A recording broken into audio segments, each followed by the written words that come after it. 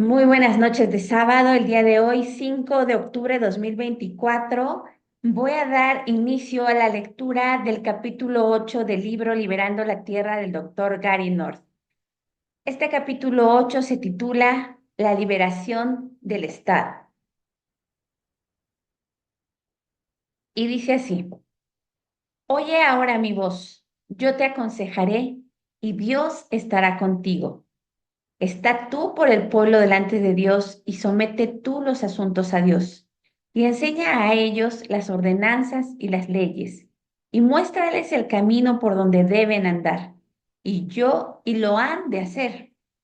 Además, escoge tú de entre todo el pueblo varones de virtud, temerosos de Dios, varones de verdad que aborrezcan la avaricia, y ponlos sobre el pueblo por jefes de millares, de centenas, de 50, de 10. Ellos juzgarán al pueblo en todo tiempo, y todo asunto grave lo traerán a ti, y ellos juzgarán todo asunto pequeño.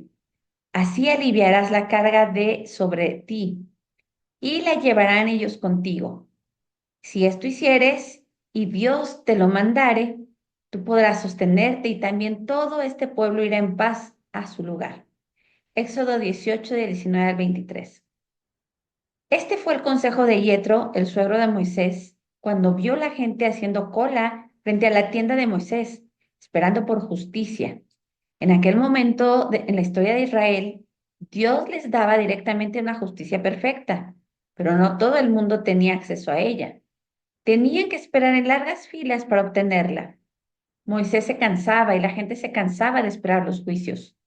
La Biblia no es un documento perfeccionista, aunque provee una regla fija de perfección. Génesis 17:1, Primero de Reyes 8:61, Mateo 5:48, regla alcanzada solo por Jesucristo. Mateo 3:17, Romanos 3:23, Segunda de los Corintios 5:21.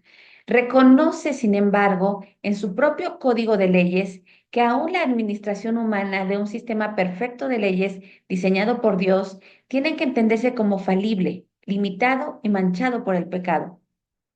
Como este pasaje lo demuestra ampliamente, la Biblia es hostil hacia los humanistas en busca de la justicia perfecta en la tierra. Al final, la justicia será perfectamente administrada por Dios en el día del juicio. Bajo la autoridad directa de Moisés, la revelación de Dios era instantáneamente disponible para cualquier caso. Pero Moisés no tenía suficiente tiempo disponible para oír cada caso de disputa legal en el campamento. La justicia perfecta estaba limitada por el tiempo y el espacio. Los hombres tenían que venir a la tienda de Moisés y esperar en presumiblemente largas filas. Éxodo 18:14. La búsqueda de la justicia terrenal perfecta de parte de Dios a través de su siervo Moisés tomaba mucho tiempo. No solo era el tiempo de Moisés limitado, sino también lo era el tiempo de los que esperaban en fila. Cuando la gente está esperando justicia, sus vidas tienden a detenerse, dejan de producir, tienen temor de utilizar sus escasos recursos económicos en sus tareas, se refrenan esperando que la justicia civil les resuelva cualquier área de incertidumbre en sus vidas. Yetro reconoció las limitaciones de un sistema de justicia perfecto, donde la palabra de Dios venía directamente al pueblo. Tal sistema no podía funcionar, era una carga demasiado grande. Era mejor tener un sistema de tribunales de apelaciones juzgado por hombres con discernimiento imperfecto, pero donde el juicio se hacía rápido. Era mejor obtener la justicia rápidamente y volver a las tareas rutinarias que obtener una justicia perfecta varios años más tarde en el camino de la vida. ¿Quién era capaz de ser juez?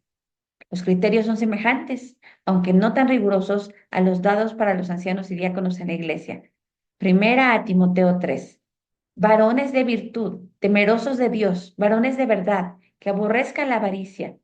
El carácter vale más que el conocimiento técnico de la ley. Considere los jueces disponibles. Habían crecido como esclavos. Toda su generación, salvo Josué y Caleb, poseía una mentalidad de esclavos. No obstante, sus decisiones eran preferibles en la mayoría de los casos a un sistema que ofrecía justicia perfecta en casos individuales, pero que tenía que racionar el número de casos. La conclusión es que la justicia previsible y regular, proporcionada, por legos responsables es mejor que la justicia perfecta dada esporádicamente o al que le toque. La carga de hacer justicia tenía que ser compartida. Verso 22. Esto era requerido para permitirle a la gente sobrellevar sus cargas y seguir sus caminos en paz. Verso 23. También había muchos jueces. Rashi, uno de los rabíes más famosos en la historia judía, calculó que debía haber habido por lo menos 82,000 jueces, o un 15% de la población adulta masculina de 600,000. No eran todos graduados de escuelas de abogacía autorizadas por el Estado. La estructura del pacto en cuanto al gobierno civil. Primero se ve la trascendencia, inmanencia, presencia de Dios. Moisés sirve como representante del pueblo ante Dios. Párate delante de Dios por la gente. Él no es un representante del pueblo ante el pueblo, sino ante Dios. Segundo, Moisés dirige un sistema jerárquico de tribunales de ley. Él es la cabeza de una pirámide de tribunales de apelaciones. Él es responsable ante Dios. Tercero, él declara la ley de Dios, exponiendo los principios y las metas generales de una sociedad justa. Y tú les enseñarás a ellos los estatutos y las leyes, y les mostrarás a ellos el camino por donde deben andar y lo que han de hacer.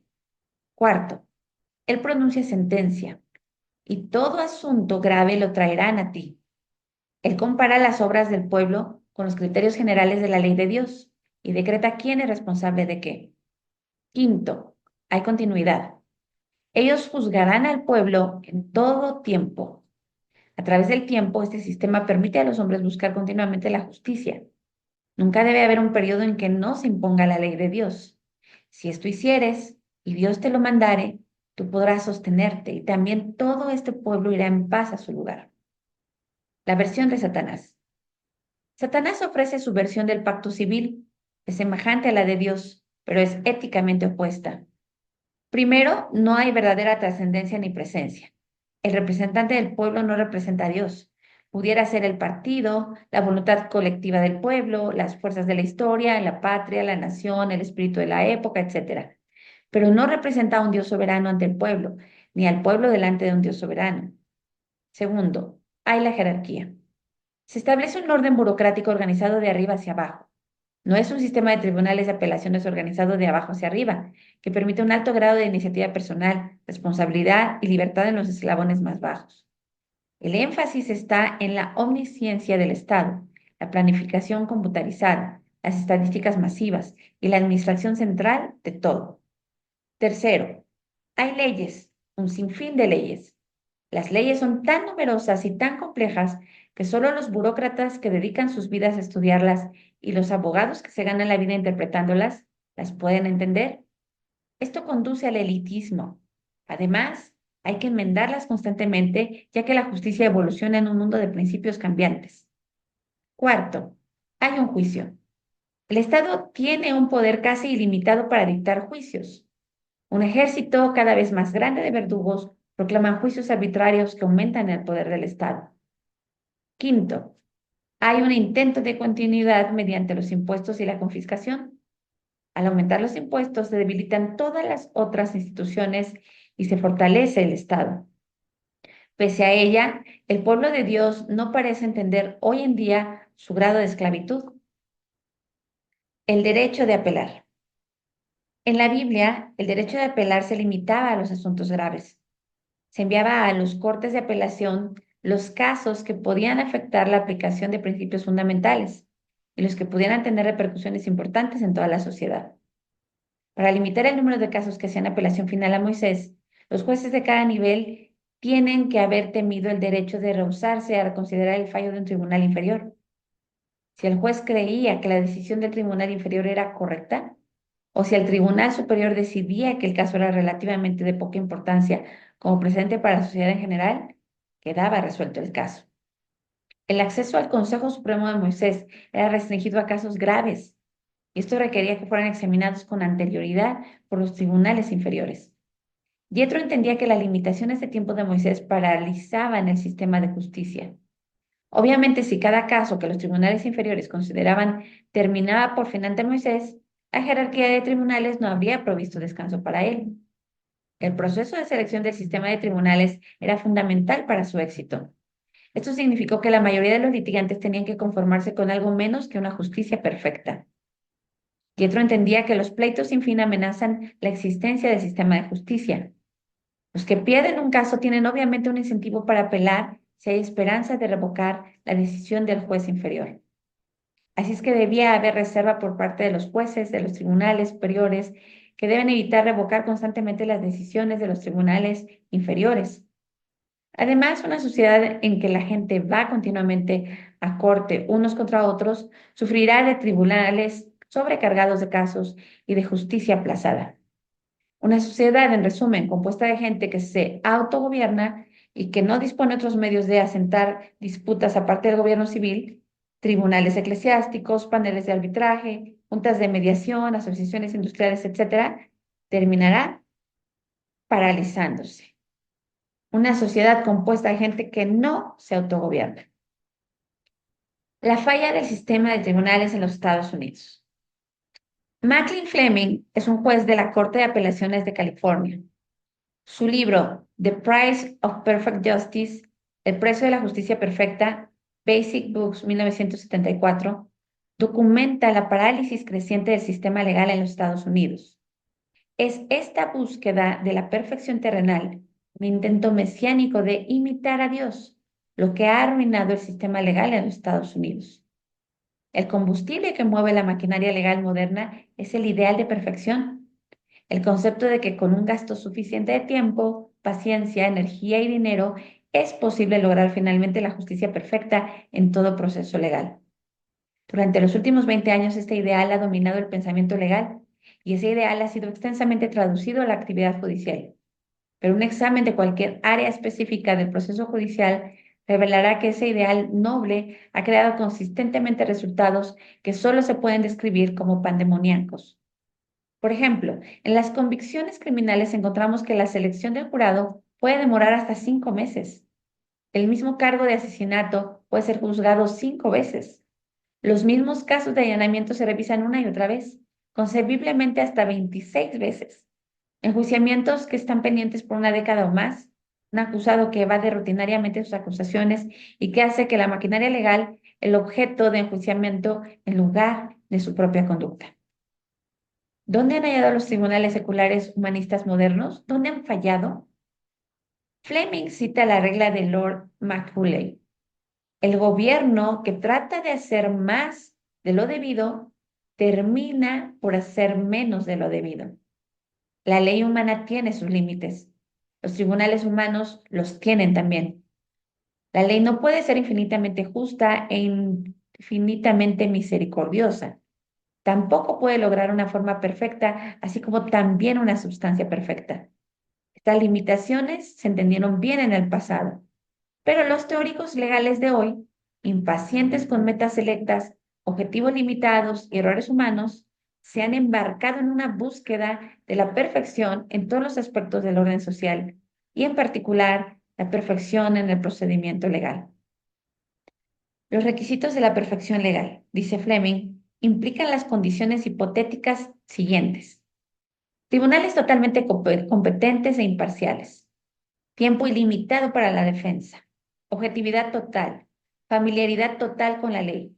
La abolición del error en cuanto al procedimiento. Y el rechazo del uso de informantes de mala reputación. Pese a la realidad, como él señala, que la protección más fuerte contra el crimen organizado se apoya en el hecho de que los ladrones se traicionan los unos a los otros. Los defensores de la justicia han adoptado el lema, mejor liberar a 100 hombres culpables que condenar a un solo hombre inocente, sin pensar en los costos. Pero ¿cuál es el costo para las víctimas futuras de los 100 culpables? Los perfeccionistas legales rehúsan contar los costos de su universo hipotético. Todo el sistema pospone. Los jueces, los abogados, defensores, los fiscales, los tribunales de apelaciones, hasta las taquígrafas. La justicia rápida ya no es una realidad. Los presos apelan constantemente a los tribunales federales a base de habeas corpus, la detención ilegal gracias a un acto inconstitucional por parte de alguien. En 1940, 89 presos condenados en tribunales del Estado hicieron tal apelación. En 1970, la cantidad fue de 12,000. Así que Fleming concluye, la consecuencia de esta expansión del poder federal sobre el procedimiento criminal del Estado por la creación de prohibiciones artificiales y órdenes rígidamente ritualistas ha sido la elevación del protocolo como un derecho constitucional, complicando cada aspecto importante del procedimiento penal hasta el punto que en algunos casos el sistema de derecho criminal tiene dificultad en funcionar y en otros libra a personas que patentemente son culpables. La salvación por ley. La búsqueda de la justicia perfecta lleva inevitablemente a la jurisprudencia arbitraria y la ilegalidad pública. José en la cárcel del faraón, Daniel en el foso de los leones y Jesús en la cruz testifican de las imperfecciones de los tribunales humanos. No obstante, los justos pueden tolerar la justicia imperfecta, así como viven con las imperfecciones en cada otra esfera de la vida humana, porque saben que la justicia perfecta existe y se manifestará en el día del juicio. La vida es demasiado corta para demandar la justicia perfecta en la tierra. Es mucho mejor tener la justicia rápida, transmitida por legos justos, que tolerar los tribunales ahogados del humanismo mesiánico. No necesitamos refregarnos las manos impacientemente al ver que los tribunales humanos aquí y ahora no alcanzan a la perfección que reinará en el tribunal de Dios. Nosotros no somos salvos ni por el espíritu ni por la letra perfecta de la ley. Mucho menos somos salvos por imitaciones imperfectas del espíritu y la letra de la ley. La ley nos salva. La salvación por la ley es una antigua herejía y lleva al triunfo de la teología del Estado. El cristianismo está en oposición total a esta doctrina. Como Rosas J. Rushdoony escribe en su libro The Politics of Guilt and Pity, la política de la culpabilidad y autoconmiseración, Cray Press 1970. Sin Cristo, la realidad humana se reduce a la culpabilidad y el masoquismo. La culpabilidad y el masoquismo resultan en una inevitable esclavitud interior que controla toda la vida del inconverso. La política del inconverso será pues ineludiblemente una política de culpabilidad. En la política de culpabilidad, el sentido inquebrantable de culpabilidad y su propia tendencia masoquista socavan permanentemente la energía social y la actividad social del hombre. Progresivamente, reclamará del Estado un papel redentivo. En otras palabras, lo que no puede hacer personalmente para salvarse, demanda que el Estado lo haga por él, para que el Estado, como proyección engrandecida del hombre, se convierta en el salvador humano del hombre. La política de culpabilidad, por lo tanto, no se dirige como la política cristiana de libertad, a la creación de la justicia y el orden santo, sino a la creación de un orden redentor, un Estado salvador. La jurisprudencia cristiana no puede adoptar una doctrina del Estado redentor sin perder su ortodoxia. La adopción de tal concepto del Estado en el siglo XX testifica hasta el punto en que el mundo moderno ha abandonado la ortodoxia cristiana. Paralizando el sistema. Uno de los aspectos más importantes de cualquier orden legal es la disposición de los ciudadanos de una sociedad de ejercer el control propio. Esto significa que los hombres tienen que enfatizar el autogobierno y asimismo valerse de otros tipos de tribunales que les sirven como alternativas al gobierno civil. Esta fue una característica básica de la tradición legal occidental a partir de mediados del siglo XII, aunque desde la Primera Guerra Mundial, la emergencia de estados administrativos socialísticos ha comenzado a socavar esta tradición. Según el profesor Harold Berman de Harvard en su libro importante Law and Revolution, Harvard University Press 1983, Ley y Revolución, este fenómeno actualmente amenaza la supervivencia de la libertad en el Occidente. El autogobierno no es un recurso gratis. El énfasis bíblico de entrenar a los niños en los detalles de la ley bíblica tiene que entenderse como un requisito de que los ciudadanos cubran los costos sociales necesarios para mantener la civilización, el respeto de la ley y por lo tanto el dominio propio. Otro aspecto respeto del público a la ley civil es que los oficiales gubernamentales se refrenen para no recargar la sociedad con una estructura masiva e incomprensible de ley administrativa. Cuando la ley civil interviene en cada aspecto de la vida diaria de los hombres, el Estado pierde un subsidio muy importante del público. el consentimiento del público a someterse voluntariamente a la ley civil. Cualquier estructura legal es vulnerable a la falta de cooperación del público. Si los hombres rehúsan someterse a los reglamentos que no se pueden hacer cumplir, uno por uno, haciéndose de la ley, ese sistema se destruirá. Los tribunales estancados paralizarán el sistema. Este es un fenómeno común en los Estados Unidos a fines del siglo XX. Es posible derrocar a cualquier sistema legal aprovechando simplemente cada subterfugio legal de demora. Todo sistema administrativo tiene reglas procesales. Al aplicar estas reglas tan al pie de la letra que toda ocasión por parte de las autoridades quede totalmente enredada en trámites burocráticos, detalles procesales. Los protestadores pueden paralizar el sistema. El tener demasiadas leyes puede resultar en desorden. Los tribunales no podrían imponer su voluntad en los ciudadanos. Al mismo tiempo, las agencias administrativas pueden destruir a los ciudadanos individuales, sabiendo que los ciudadanos tienen que esperar demasiado para recibir justicia de los tribunales. El resultado es una combinación de anarquía y tiranía. La herencia antinomiana, anti-contra, nomio-ley, reconociendo nuestras limitaciones. Lo que podemos y debemos tratar de lograr es conformar nuestros códigos legales a los requisitos explícitos de los 10 mandamientos y la jurisprudencia de la ley bíblica. La respuesta a nuestra crisis legal no se puede encontrar en la perfección hipotética de la ley formal, ni en la perfección hipotética de la justicia sustantiva, ética. Los jueces se equivocan, pero estos errores pueden aminorarse al colocarlos dentro del contexto de la ley bíblica. Antes de que Dios le diera a la nación de Israel un sistema completo de ley, Yetro dio a Israel un sistema completo de tribunales descentralizados. Al admitir la imposibilidad de obtener una justicia terrenal perfecta, Moisés hizo posible el reinado de la ley revelada, aplicable e imperfecta. Perfecta en principio, pero inevitablemente defectuosa en su aplicación. La meta mesiánica de un orden perfecto de la ley aquí y ahora fue negada a Moisés y a sus sucesores. Uno de los fracasos más obvios del sistema civil, administrativo y moderno del gobierno es su búsqueda de la justicia y el control perfecto sobre los detalles de la vida económica. La afirmación implícita de la omnisciencia por parte de los planificadores centrales es económicamente fatal.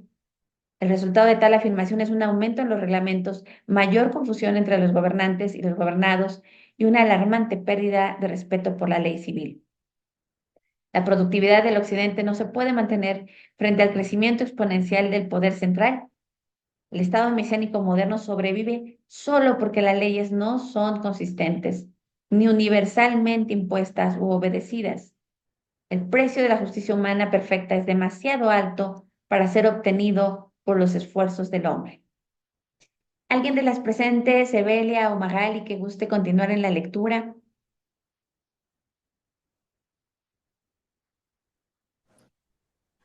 Robo por las urnas.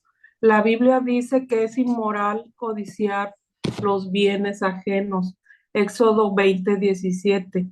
Sin embargo, la sociedad moderna al estilo socialista legisla, promueve y sobrevive conforme a la codicia.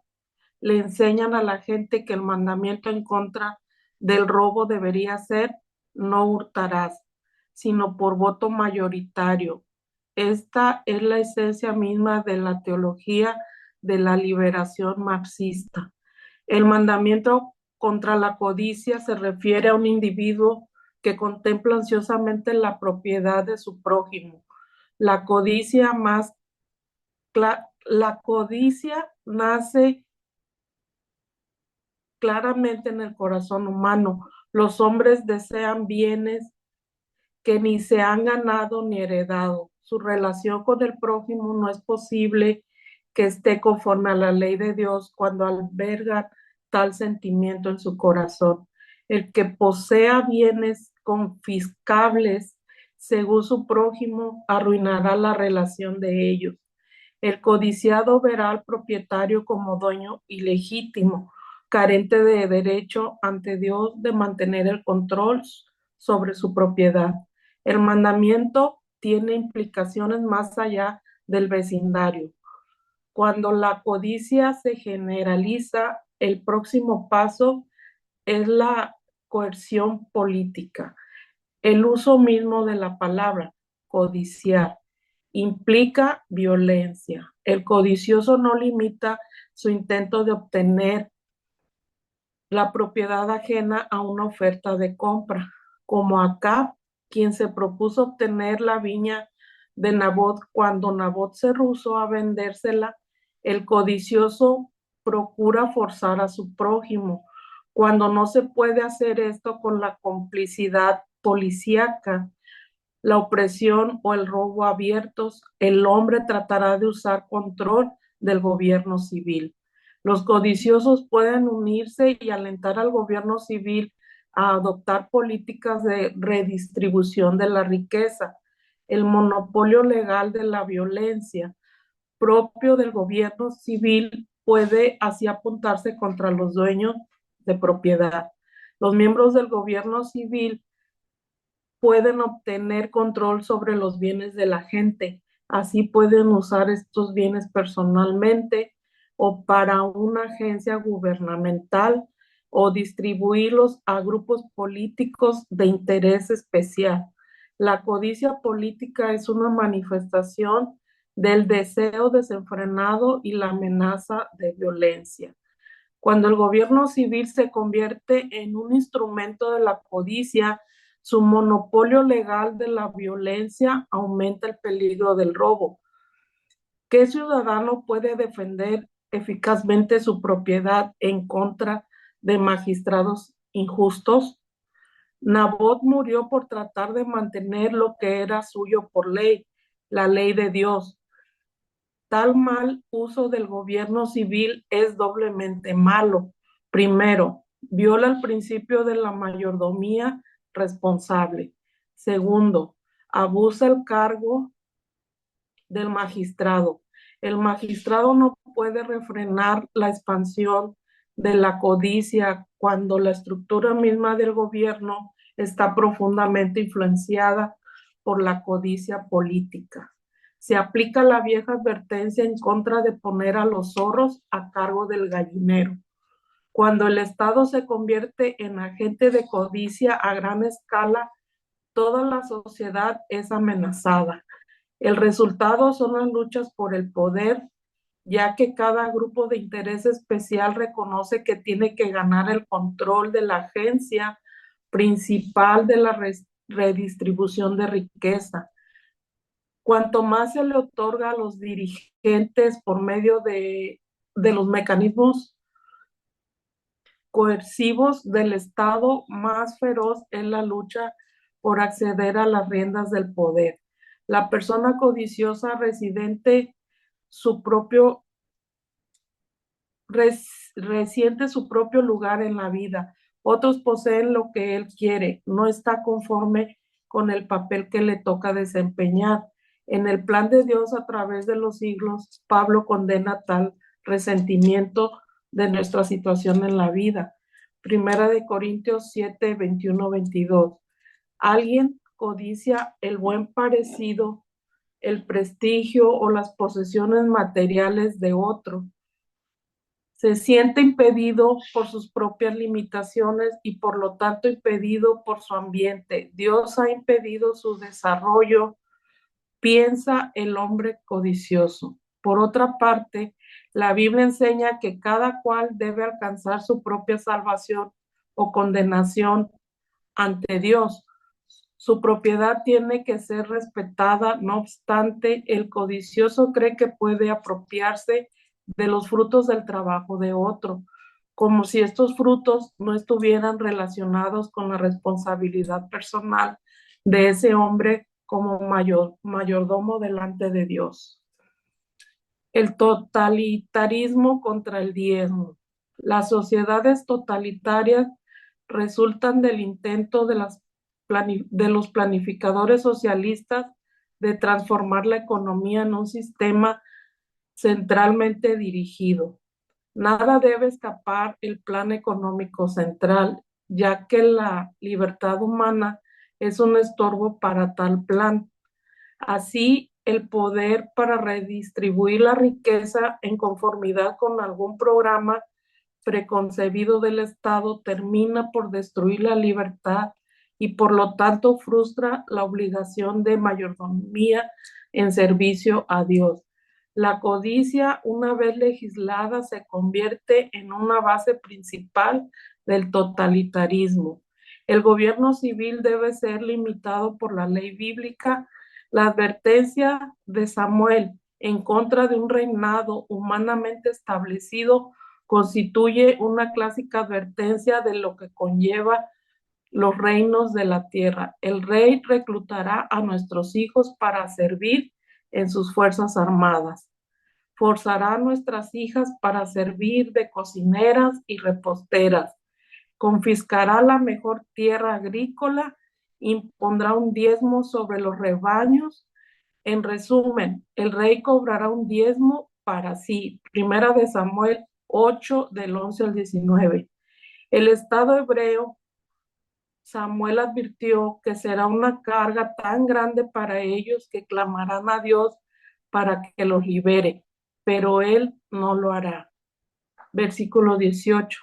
Por negar a Dios y su orden legal, los hebreos se someterían a la soberanía del hombre y esta soberanía se centralizaría en el gobierno civil. Es un estado impío me perdí, en el que demanda impuestos que alcancen al 10%. El diezmo del Señor, peor puede ser un estado que demanda más el diezmo de Dios. Tal estado se ha erguido en Dios, en un Dios falso, es demoníaco. Gracias, Magali. ¿Alguien más que quiera leer esta siguiente sección de cooperación social? Profesor Ulises o Evelia. ¿Evelia? Sí, cooperación. Adelante. Cuando los hombres no confían en su prójimo, se les hace difícil cooperar en proyectos que normalmente serían mutuamente benéficos. Vacilan en compartir sus metas, sentimientos y esperanzas económicas unos con otros. Después de todo, si se reconoce que alguien tiene éxito económicamente en una sociedad codiciosa, corre el riesgo de robo, sea por individuos o por burócratas. Sus colegas se vuelven hostiles. Se encara diario con quienes están resueltos a confiscar lo suyo. La solución obvia es ocultar nuestro éxito a los demás, pero esto también significa ocultar las expectativas económicas. La planificación se hace en secreto. La familia, como agencia planificadora, limita sus metas. Aumentan las disputas entre las familias, ya que no pueden cooperar fácilmente bajo tales circunstancias. El futuro solo se discute en términos vagos, salvo en la intimidad de los concilios de planificación económica familiar. La división social del trabajo se frustra y la orientación de comunidades hacia el futuro se reduce drásticamente debido a que los hombres que se rehúsan a discutir sus planes abiertamente. Dios prohíbe el robo. La codicia es el deseo interior que lleva al robo o al fraude. Es el deseo maligno que quebranta el refrenamiento de la ley en el pecador. El deseo de poseer la propiedad de otro, sin importar si el otro hombre se beneficia o no de la transacción. El intercambio voluntario ofrece al prójimo una oportunidad. Tal vez no hubiera sabido de la oportunidad, no hubiera sabido que el comprador estaba dispuesto a desprenderse de algún valor para obtener lo que él posee. No es inmoral ofrecerle a otra persona una oportunidad, a menos que la oportunidad sea intrínsecamente inmoral, tal como tratos de comprar los favores de su esposa. La codicia es el deseo ilícito de tomar la propiedad de otro hombre, sin importar que a él le parezca beneficiosa. Cuando la codicia es común, los hombres pierden la fe en su prójimo, en la estructura política y social que protege la propiedad privada y en los beneficios ofrecidos por la división del trabajo. La codicia amenaza la fibra misma de la sociedad. El 10º mandamiento fue dado para que pudiésemos disfrutar de los frutos de la paz y la cooperación social. Esto es igualmente cierto de los mandamientos anteriores. El orden legal en la Biblia es un medio de reducir el conflicto y extender la división del trabajo. La división del trabajo hace posible una mayor eficiencia, lo que contribuye a la paz social, tiende a aumentar la productividad y por ende los ingresos per cápita. La gente tiene un estímulo económico para cooperar. La prohibición de la codicia aumenta la cooperación social al reducir sus costos. Es significativo que la prohibición comienza en la mente del hombre. No hay manera de imponer la ley civil sobre los pensamientos, pero la ley de Dios se aplica a los pensamientos del hombre, como el concepto mismo de la codicia implica la amenaza de violencia y opresión. Las manifestaciones de la codicia sí pueden ser controladas por la ley civil, asumiendo que el gobierno no esté corrompido por una doctrina que legaliza la codicia universal. Los costos de vigilar las manifestaciones visibles de la codicia son altos. Enfocándose en el corazón del hombre, la Biblia reduce los costos de hacer cumplir la ley. Se debe enseñar al hombre desde la niñez que la codicia es un pecado contra Dios. La familia debe sufragar los gastos de tal instrucción, Deuteronomio 6:7. Al enseñar la hostilidad de Dios hacia la codicia, los maestros de la ley reducen la necesidad de impuestos pesados, sea para aplicar la ley contra los que oprimen por la fuerza o para pagar programas de codicia legislada, como por ejemplo los programas de asistencia social. Al fomentar una mayor división del trabajo, la internalización de la ley contra la codicia ayuda a aumentar la producción per cápita y reduce la proporción de ingresos destinados a aplicar la ley. La sociedad se beneficia de dos formas: la disminución del crimen, inclusive el crimen de los programas estatales de redistribución de riquezas, y el aumento de la producción per cápita. Los individuos terminan con más después de haber pagado los impuestos, aumentan así sus oportunidades de acción responsables ante Dios y los hombres. Como siempre, el buen gobierno tiene que comenzar siempre con autogobierno por medio de la ley de Dios. Muchas gracias, Evelia. Continúo con el resumen. La paz social es la meta, tal como la reclamaba el profeta Isaías. No harán mal ni dañarán en todo mi santo monte, porque la tierra será llena del conocimiento de Jehová, como las aguas cubren el mar. Isaías 11:9. La base jurídica de tal paz es la ley bíblica. Los 10 mandamientos sirven de base para la paz social a largo alcance otorgada por Dios. Un aspecto importante de la paz social bíblica es la ausencia de la codicia en los corazones de los hombres, en las relaciones entre el prójimo y en la legislación de los gobiernos civiles. Donde reina la codicia, no puede haber paz social. Tampoco puede haber libertad personal. La teoría marxista de que todo progreso viene por la lucha de clases y la violencia revolucionaria es una teoría maligna. La Biblia enseña que el progreso viene por la extensión de las leyes de Dios en cada área de la vida. La guerra entre el bien y el mal es ética, no es una guerra de clases. Nuestra meta política debe ser crear un sistema a base de un pacto en la ley civil, desde el gobierno local hasta un gobierno central sumamente limitado. Este proceso de sujetar al gobierno civil bajo la ley de Dios tiene que comenzar con el gobierno propio. Tiene que ser un proceso desde abajo hacia arriba. Cualquier intento de imponer un sistema de libertad civil bíblica en una sociedad que es esencialmente satánica o humanista en su religión resultará en un fracaso. Nuestra meta es la revolución, pero no una revolución violenta. Nuestra meta es una revolución en las almas de los hombres, que pasen de la muerte a la vida. Nuestras instituciones civiles debieran reflejar paulatinamente esa transición de la muerte hacia la vida. En resumen, 1. La Biblia no enseña que los tribunales humanos puedan proveer jamás una justicia perfecta. 2. La justicia rápida es más importante que la justicia perfecta, aun si ésta fuera posible. 3. La Biblia recomienda un sistema de tribunales de apelaciones. 4. Los jueces deben ser hombres morales, no necesariamente técnicos legales. 5. El gobierno civil bíblico tiene la misma estructura de 5 partes como el pacto de Dios. 6. La imitación de Satanás también contiene 5 partes. 7. Los casos interminables de tribunales amenazan la productividad de la sociedad. 8. Los hombres tienen que estar dispuestos a sufrir pequeñas injusticias para poder continuar su camino. 9. La búsqueda de la justicia perfecta está comenzando a destruir los tribunales modernos. 10. La Biblia rechaza la idea pagana de la salvación por la ley. 11. El Estado no es una agencia de salvación. 12. Tanto los ciudadanos como los magistrados civiles han de practicar el dominio propio. 13. Somos criaturas limitadas y tenemos que reconocer esto en nuestras instituciones civiles. 14.